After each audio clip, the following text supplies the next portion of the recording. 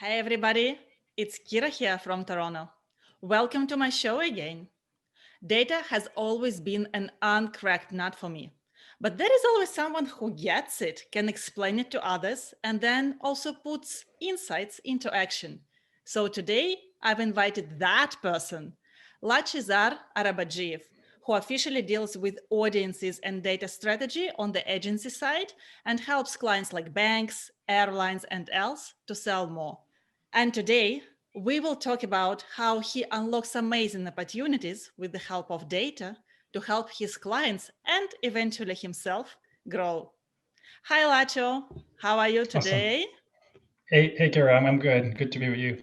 I hope I named you correctly because Lacho is much more comfortable. I know it is a long name. A lot of people butcher, but I think you did a pretty good job. Yeah, thank you so much. I, with my name, always face that. So let's start. You actually promised when we talked previously to surprise me with the icebreaker answer. So, what is that you like to do in life, a part of your professional responsibilities? For sure. Yeah. Well, it's been something that I picked up a couple of years ago, but it's tough to do even now because of the pandemic situation that we're in, and that is rock climbing. Like I've started Rock climbing. going outside or in climbing in gyms as well, and doing bouldering mostly, and also top rope when you actually hook yourself in a rope and then you start descending from a wall in a gym. But it's been a very interesting type of sport. It's kind of a new sport, and it's about problem solving. There's different, they call them boulder problems, and then you kind of tackle each one and try to figure out how you can climb to a specific location based on just following the different steps or the different signs on the wall. So that's it's been a pretty interesting sport. Yeah. And I can understand why you do that. Isn't that very similar to what marketers do, and especially data people? Every time I go to the gym, I go to Toronto-based gym, close to Liberty Village, and all the people that are climbing and doing boulder problems and all these similar things, I think it's become a very popular sport for everybody who works in tech or digital. And so it's a lot of people from some of the companies that you would know in e-commerce, ad tech. So a lot of close friends are actually there. And I think they have the same thing. It's more active sport, and contrary, I think, to popular belief, it is a community-driven sport. So a lot of people will surround a specific boulder problem, and they'll try to give each other tips of like, how did you climb it, or this specific section, how would you approach it? So it's actually a very social sport. That's awesome. I will try that. You will send me the link afterwards and hope it's open even For these sure. days. Yeah, Yeah. yeah, yeah. Okie dokie. So let's get to the point of this conversation. So we've chatted before because I had that feeling that I need to interview you, but I wasn't realizing what you were doing exactly. So Sure. after we chatted, I understood that this conversation will not be about your marketing stack or what tools marketers and salespeople should be using. So it will be mostly about the value and your process of finding the gap in the market and then filling that gap. Because to me, that was a very creative approach to data. That's not boring at all. So, can you tell me what your process is working with clients? And maybe you can bring some example to just visualize your approach as you did it for me when we talked before. For sure, yeah. Well, it's finding different gaps in demand or identifying problems. It is a combination of different skills. So a lot of people, they decide to specialize in a specific area. So SEO, analytics, data science, maybe campaign management or programmatic advertising. Brand. But exactly, brand marketing. So a lot of specialization. Obviously, if you pick different skills, if you combine them correctly, then you can tackle more complex problems, or at least you can see problems from different angles. So what I normally do is I have kind of three steps to my process. So the first one is identify demand gap. And so that happens by, it could be something very not related to analytics or client work. It could be something that you've noticed in your day-to-day life. That's the best way to collect different of those demand gaps. So an example would be I did start now almost a year ago now. I started my course kind of business or venture on Udemy. And I did find out as a demand gap that a lot of people, they want to learn technical courses, but there isn't a course that's designed for non-technical or technical folks or non-engineers. Wow. And so that was really what I noticed. And then I thought, okay, I've identified that demand piece. How do I validate it after that? How do I know that's for a fact? And I will talk to different people. And that's how I'm going to get my intelligence, if you will. But also I use tools, all kinds of tools to find out if that's really what people are searching, what are the latest trends. And that's how you go into the piece one, right? Identifying demand. Then the middle bit is create the supply, see what you can give to those people or to those potential customers. And that's how I started creating courses and different curriculum for non-technical marketers that want to learn the technical aspects of work.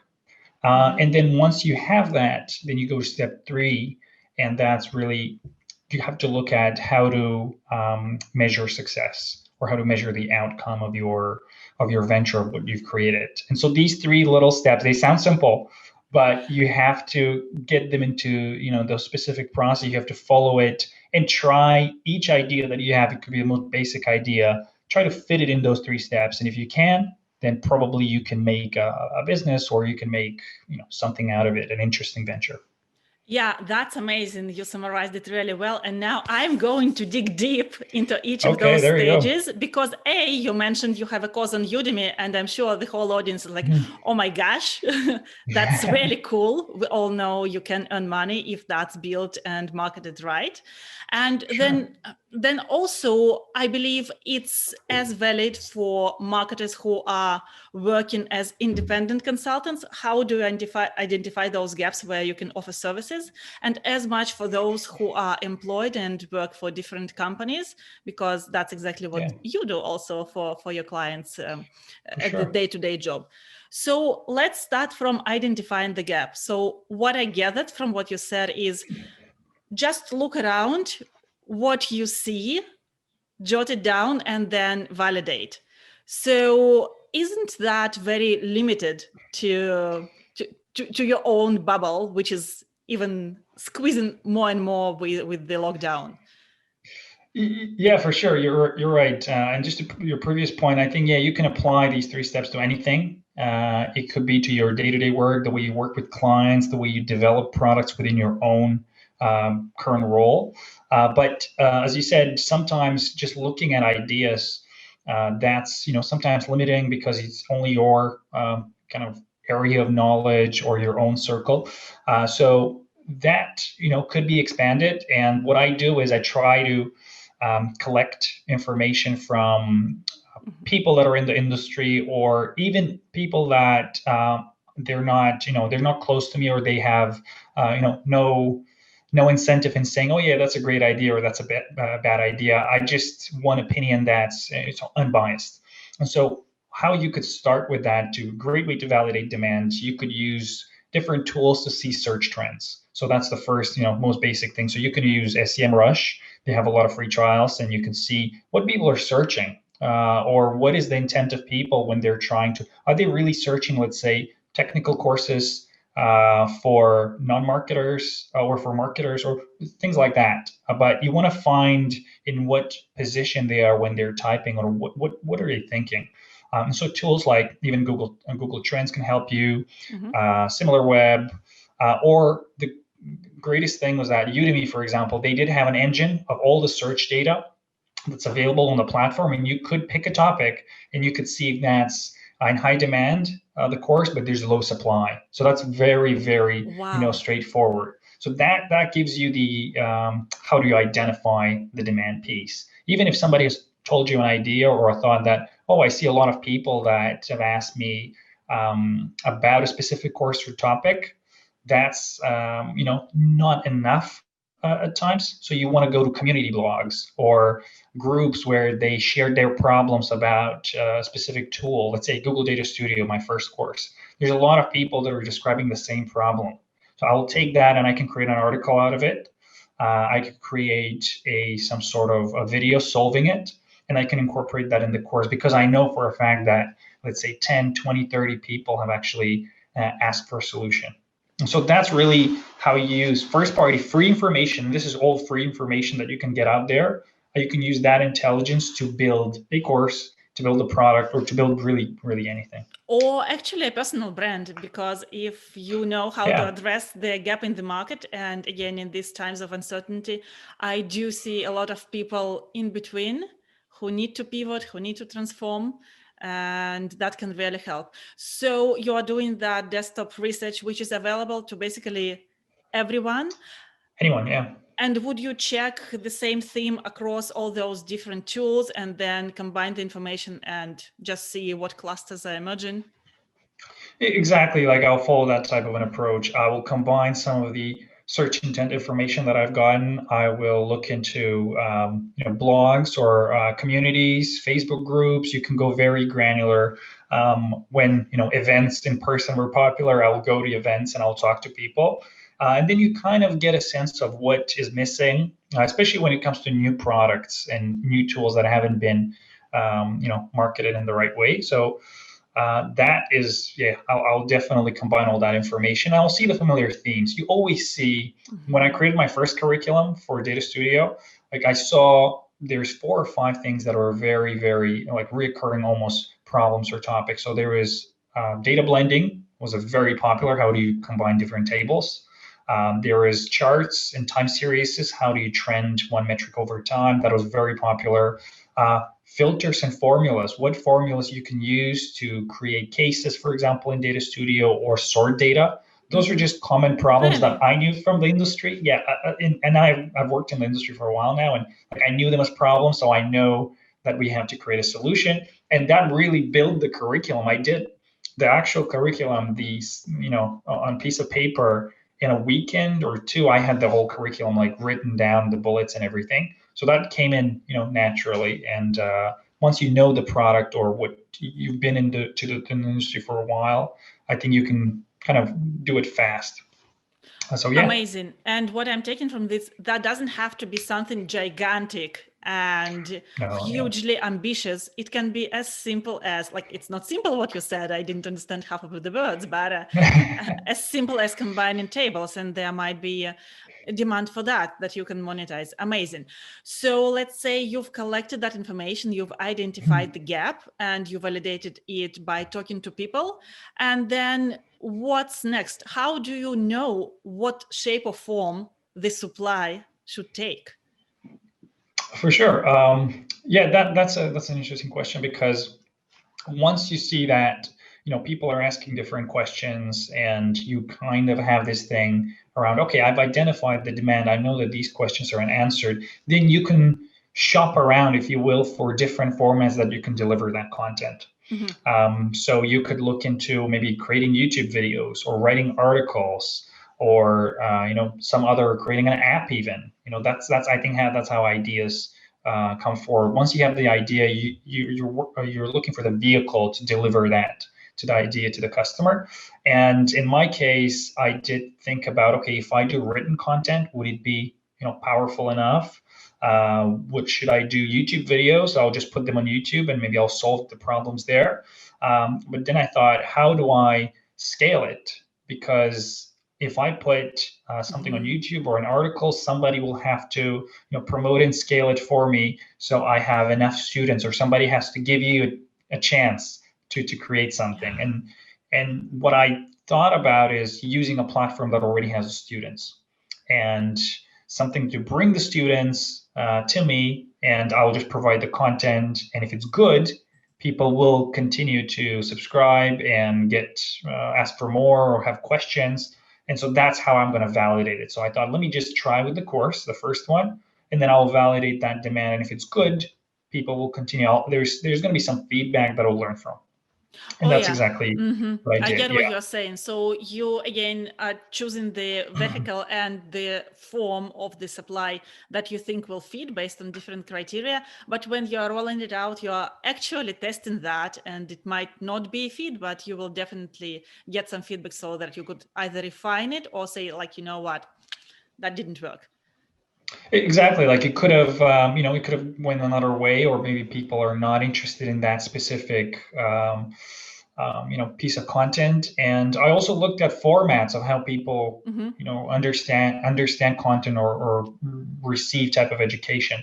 So a lot of the courses, so a lot of the content out there, it's really based on like theory.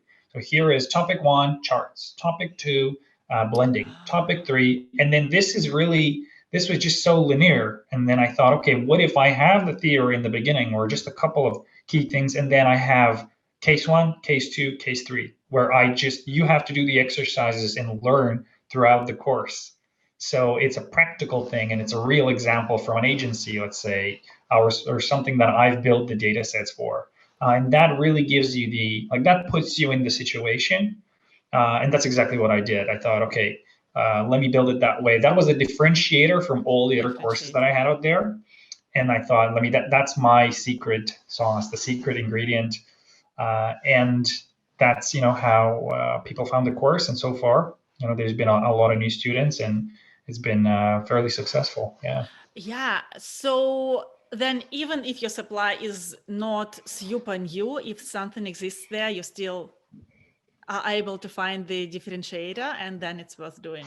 That's great. So it doesn't have to be something brand new or amazingly undone before. Exactly. Hmm. No, that's a very, very good point because um, if you can just change the product a little bit, or you can just come up with a better solution, you don't have to, if something has been done, a lot of people will say, oh, this has been done. There's no way we can do anything there, and they just give up. But even recently, I think Zoom versus Skype, that whole Oh conversation yeah. that was happening in the industry, like Skype and teleconferencing, there were a lot of tools out there once before Zoom, came into the play.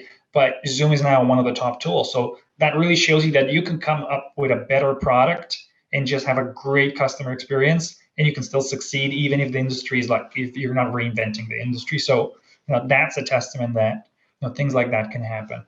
Yeah, side question. Do you have to be passionate about your topic, about the course or supply you are creating so that you keep going despite some pitfalls that you can meet?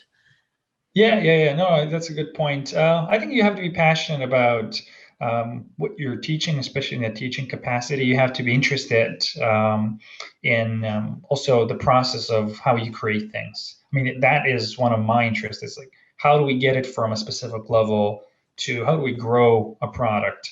And in this case, with my courses and the curriculums, I've picked something that I work on and I'm interested Mm-hmm. in. You could potentially do something that you're not necessarily that interested. I'm not saying it's going to fail or anything like that. But ideally, you would have to have some sort of interest in the topic. So you could, constantly research, answer questions, go into the community blogs, or, help even the providers share feedback. That's a bit tough to do if you're not, if you're not interested at all, then it's going to be some sort of, maybe that's an investment.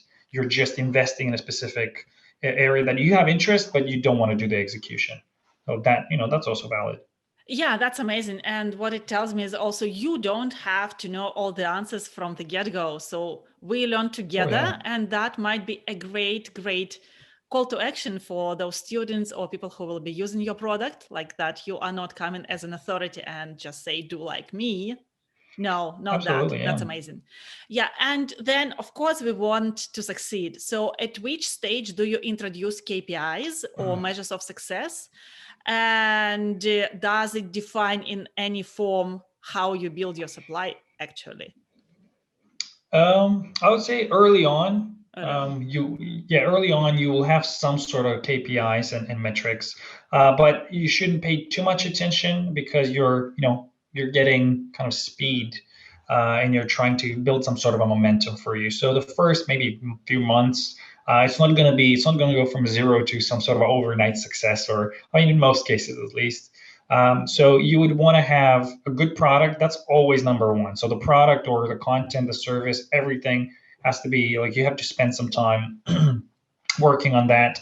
And then it's really important also, if you have a question, or if somebody is interested in the content, go, even if it's just one person or two people, just go and provide them extensive responses, and make sure that they're not only with a couple of sentences, but resolve and ask more and see what their trouble is, because that's how the momentum is built. A lot of people will go in, and if you've done it well, they'll say, oh, I have a course that you really sold this for me. Here's your whole company can use that. And that's how you kind of build the momentum. And then later on, you obviously will have some sort of monetary goals, what you want to achieve, incremental of each additional course or each additional unit that you produce. Like after, when you get into the scaling stage, I think that's, you're getting more into the financial side. But it's good to also look at your content engagement, how many people, the minutes they've stayed. This is specific to the courses, but how many minutes they've stayed on a specific course, or the lectures themselves within the course. And then you can see where they've struggled, where they've dropped off. Those are really good kind of indicators. And that is actually what got me into creating the second course. There's a lot of questions and a lot of areas that people are interested, they're asking about. And I thought, this is a whole course. This second thing is about, a second course. So that can get you into the kind of in the vibe of creating more and more. Yeah, because feedback it's there. It could be there. Like, you don't have to look around or do some sort of external research. Once you have one, course or one product going on, then you could continue building easily. Yeah. That's awesome. So you created your second course based off the feedback from your first course. Yes. Wow. To create a second course, that's I think in July this year. July, I think I released it. It's been a couple of months now. But I did that. Yeah, I did the first course, and I got a lot of feedback from there. And there was more than 1,000 people that purchased it, and a lot of questions, a lot of information. So I had my primary research. Like, I didn't have to go anywhere now. I had the people there, and I could ask them. So that was great. Amazing. And as a complementary thing, I did create datastudio.canada.ca as a educational resource that's free. And they're the most common formulas, metrics, or anything about a lot of the Google products, BigQuery, Google Data Studio, DV Display and Video 360. It's there. And that also got me into, there's a lot of comments, there's a lot of information. So that also got picked up a lot of the traffic, and that got me a lot of feedback for the second course as well. Oh, that's great to hear, because that's totally organic, and yeah, exactly. On the way you are doing what you are enjoying, and you are also monetizing that. That's great. So now let's see. You need to promote your supply.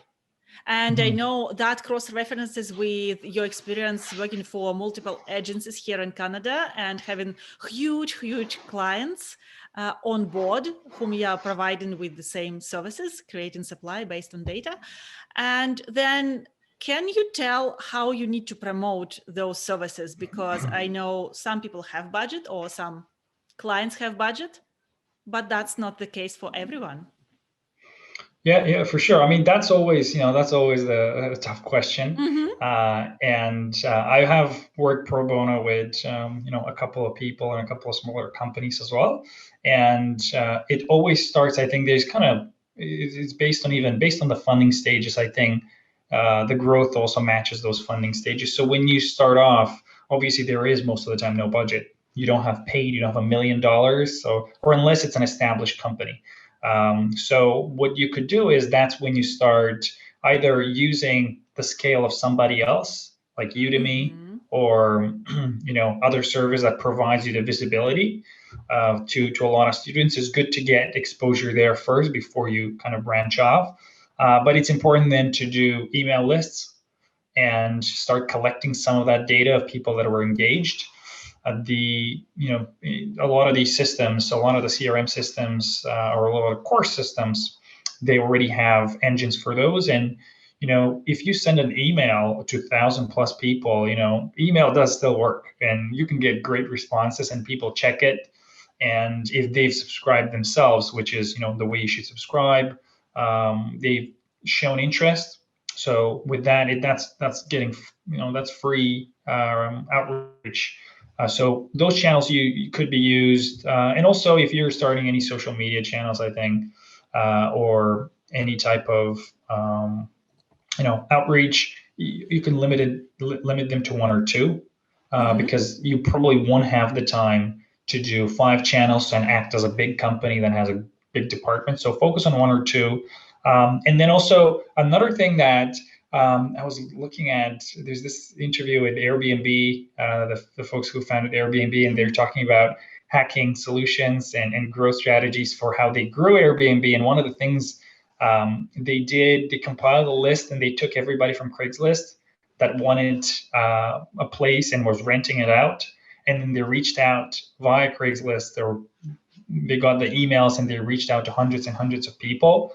And so that was very successful as a solution to reach out to those people. And the same thing you could do with, let's say, blogs or fan sites or community sites for that product, for that service. So if you know that people are looking for support with a specific product or looking for homes, or you could go to, Kijiji has a big audience already, or Yelp has a lot of audience about restaurants and venues. If you're looking for that information, or if those are your clients, you can start there. The information is already there, and you can see those clients are already in the platform, so you can use the scale there, and you can reach out to some of these people, and it will be a good starter point, obviously, if you don't have a budget. So it's good to be resourceful, reaching out to different people, events, online presence. I think that's the way to start. And so once you have that part, you've already laid the foundation, then there's interest from other people, and starting to build up. Then at that stage, when there's a proper monetization channel and everything has been structured, you could think about, okay, so what do I scale?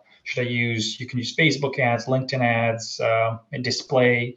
Then you can start thinking about your strategy, and if it's worth actually investing in paid advertising. Yeah, absolutely. That's great tip that you've given. Start from leveraging communities alike, or whomever has your target audience already, by providing quality content and actually paying attention to what they're interested in. And then it grows like a spiral, and then you decide how to scale it up. That's amazing. It sounds doable. Exactly.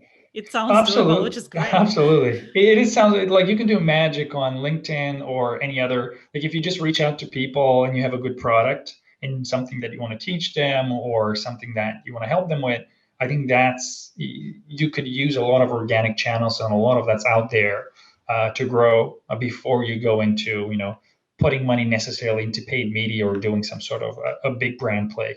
Yeah, just don't forget to pull all these people into your database so that you own their contact details and you can actually communicate with them independently.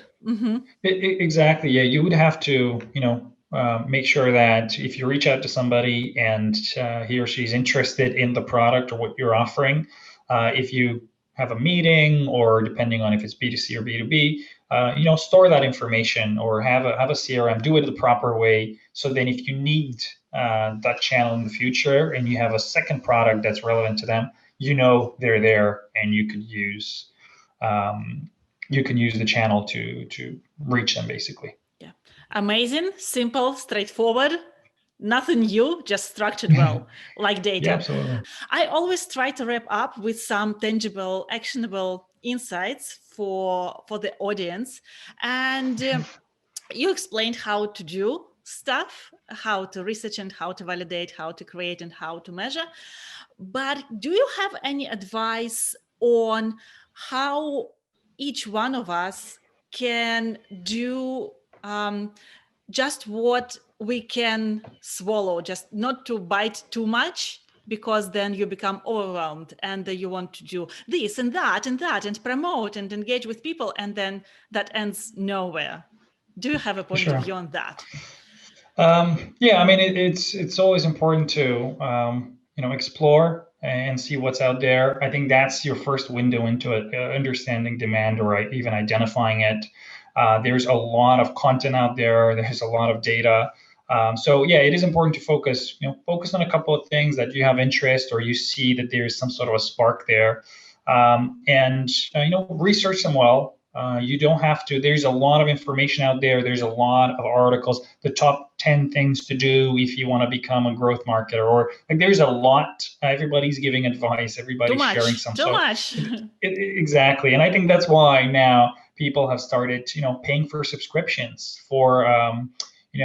Like Medium subscriptions for newspapers or for content, content and publishers, content creators and publishers, because they don't want everything out there. They just want, if you trust one person and that person has a lot of experience, they've shown that they've applied that experience and they actually get you good content, it's worth paying $5 a month for their content. And so there's a lot of platforms that are coming out of that whole movement. Mm-hmm. But yeah, you don't, it's not good to get overwhelmed, obviously, by all that's out there. So if you find a couple of niche industries or a couple of even leaders and people that you like, subscribe to their content, read what they have, and that will at least get you the foundational piece that you could filter down, and then you can use that filter down knowledge to, let's say, pursue. Maybe you can go into course building. Maybe you can go into investing. Maybe you're interested in specific niche of the tech or custom bidding, as I said earlier, or web analytics. All these are different areas, and you can focus on a couple. Don't try to do everything at the same time. Explore a couple of avenues, I would say, and see if you like it. And if you like it, if there's passion or there's some interest behind it, then it's much easier to go and evaluate them than if you're not interested, or if you're doing it just for, as they say, just for the money. Yeah, absolutely. Thank you. And I will do that. Look forward to my content. And last question, how people can find you? Because probably a lot of people will have some questions that they would like to ask you. For sure, yeah. So they can find me on LinkedIn as kind of my main platform. As I said, I only picked one or two platforms. LinkedIn is my main one. I'll share my Twitter as well. Arabadzhiev1 is my Twitter. And also they can visit, if they're fans of any Google products or the digital space, datastudio.ca is where I put all the content for courses or any projects that I work on. So they can check that out. But I'll leave you a couple of notes and all these URLs so people can connect if they have any questions, really. Yeah, because in this society, we're all humans for humans. Absolutely. That's how it works these days. Okay, thank you so much, Lacho, and we'll talk further on. Awesome. Thanks a lot, Kira. Take care.